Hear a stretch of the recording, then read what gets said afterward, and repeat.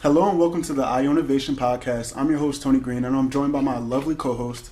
Hi, I'm Amina. We are here today with Sheneka Dalmage. And tell us about yourself. I'm Sheneka. Hi, everyone. I am owner of Touch Medical Spa located here in New Rochelle, New York, 602 North Avenue. I have over 20 years of experience in healthcare, and I decided to pivot and transition from the hospital setting to owning my own practice, brick and mortar here in New Rochelle. We offer services in aesthetic, wellness, anti-aging. Services include Botox, fillers, IV, laser, weight loss, facials, peels, hair restoration. I can keep going. But our aim is to provide exceptional service, elevate our clients' experiences, as well as we're results driven. Awesome. Okay, so you started off in the medical field. Nursing is obviously a very good career. Yes. A lot of people get complacent and stay in the field of nursing. Talk to us about that pivot, like that mindset it took to start actually Touch Medical Spa? So every entrepreneur knows there's something innate. There's something that's a calling inside where it's like, I know there's something more. I know there's something more. It's like year after year, it's like, I was there and I'm like, this is not enough. This is not fulfilling. And I feel like I could do so much more. And that's that calling where it's like, there was something more that you had to offer, and where you are is no longer fulfilling you. And there's something else that you're trying to get to. And I bet on myself and I said, I'm quitting. I said, I wrote the letter, the resignation, and I'm like, and I just closed and I'm like, that's it, I'm done. And I just, so did this thing called business. All right. So, you want to go ahead? Yeah, sure. So what is it like in a day in your life? Because you're a boss now. Yes. So how is it? But I'm also a mom. Mm-hmm. I'm also a boss, yes. So I have a team. I'm also a person where it's like, I need my time for myself. So what it starts with is that in the morning, okay, the kids are off to school. But after that, it's important to take some time to yourself and decompress. Because as a business owner, there's so much coming at you. There's so much coming at you. Like, you're always on. You're it. It stops with you. So I think it's important in the morning to be level-headed. Take that time of quiet. Whether it's you want to work out, whether it's a walk in the park by the water, whether it's just that time to yourself. To be able to take on that day.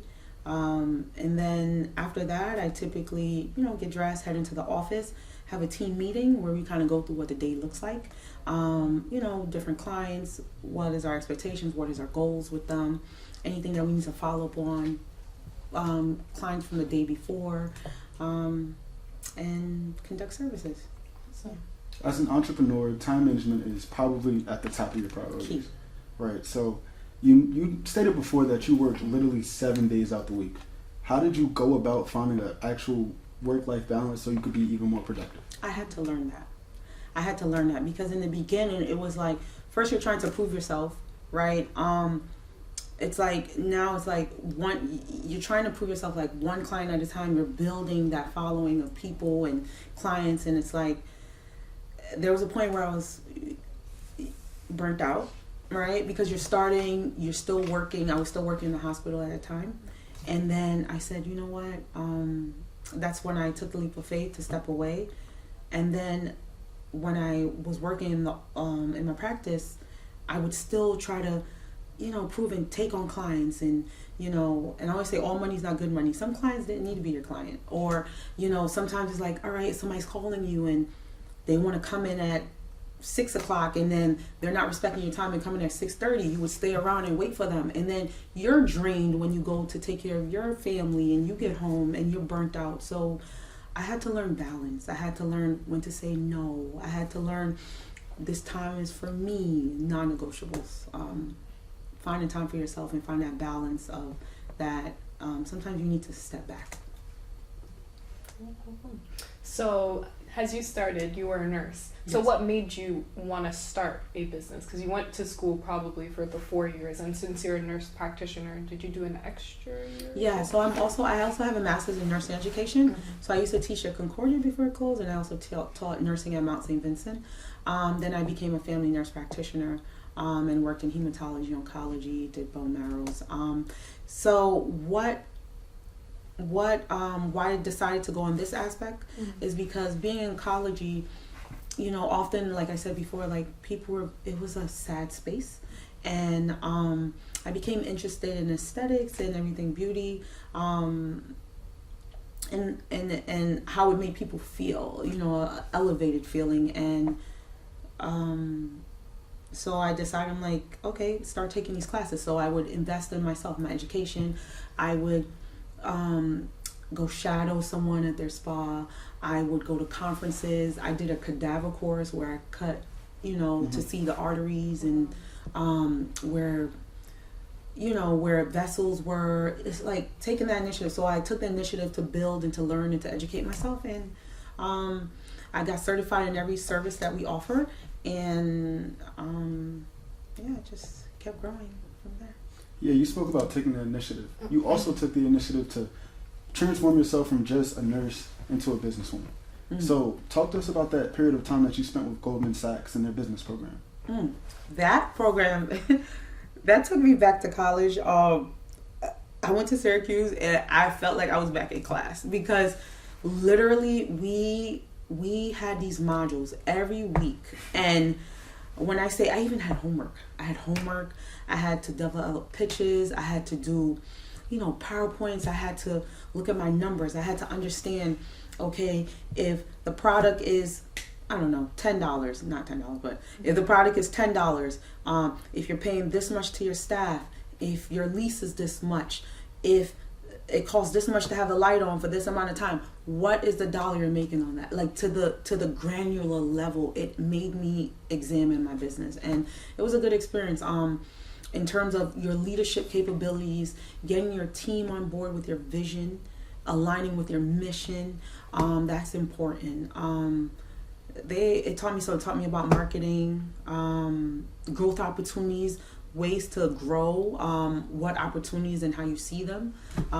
It taught me so much. Awesome. Great program. Nice. Highly recommend. So how long when did you open your spa and your shop? So I opened in 2023. I was in a medical building on the second floor. And then this year we got our the storefront. So we started it was like in a medical office. It didn't have the visibility like a storefront does, because you wouldn't know we were there unless you were there, you know, because it's upstairs. It was word of mouth, you know, it's your Instagram, people see you. But the storefront gave us more visibility, and then we also are now doing more partnerships and events, and you know, we did the New Rochelle Street Fair. We try to go into the luxury buildings and do a wellness day, just to get our name out there. So little by little. Yeah, one thing that you really exuded during that whole e-talk was resilience. I know every single business comes with a lot of lessons and a lot of failures that you unfortunately have to go through. What has been one of the biggest lessons that you've been taught up to this point? The biggest lesson I would say is that understand your worth. Right. Understand your worth. I think sometimes you automatically go to a space of that. You know, I've put in the time, as you heard. I've done the education part. I've put in the hard work, and sometimes we underestimate ourselves where we don't have others see our value. You got to set your boundaries and let people really, really respect you, and understand the value that you bring, because you've taken the time to invest in yourself. And a lot of people don't do that. And if you have taken that time, really let people understand your value and who you are. And also, another thing I've learned is that you can't do it all by yourself. And I'll never forget, what I always say is that you're good as your team. Your team is key. Like, if you don't have the right team, it's like you can't always be there. Like, I'm here now, and we were open today. And it's like, if I didn't have those systems or processes or protocols in place or hire the right people, right? You can't walk away and expect business to run in the way that you would like. So having the right team, that was key, and understand that you can't do everything on your own. Okay. And talk about your team. How big is your team? So I have three estheticians. I have a practice manager, a masseuse, and I also now have a nurse apprentice. Yeah, so an injector. Where she's it was important to me because I do have a type A where I'm like hands-on and I'm learning to step back. That I wanted to train her in the way and in the quality of how I give services, especially the injector. The estheticians do get training. They're the ones that does the facials and peels and things like that, and the laser. But I wanted the injector to be, really well versed in how, or the quality of service that so I have her train with me before actually even going on her own. It wasn't just, I hire you, you're going to start working on people. So I call her a nurse apprentice, and in my hopes that within the coming future or soon, we were going to take her off and let her gradually start getting into that client load. Our last thing before we let you go. Yes. You're obviously a leader. And with that, you have to reassure your team. Because like you said, you're a leader of a huge team. A team that makes everything happen. A team that's very customer service oriented. You stated that you have to ask them every single day 3 things that they love about themselves. What is 3 things that you love about yourself personally? What's your name? That was a good Tony. question, Tony. Tony got me with that one. I actually love my personality. I feel like not everybody got it. Not everybody got it.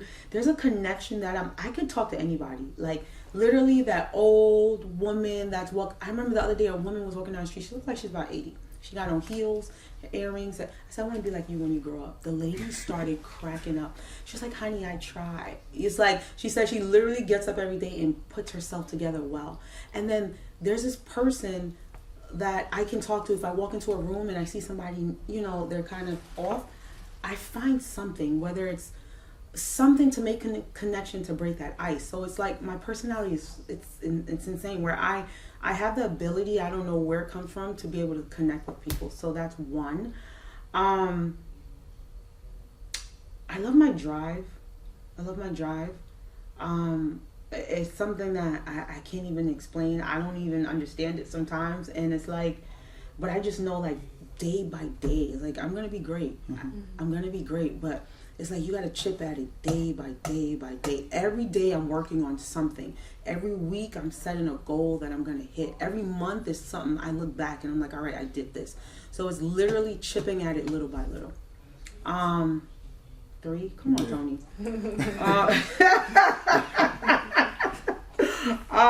What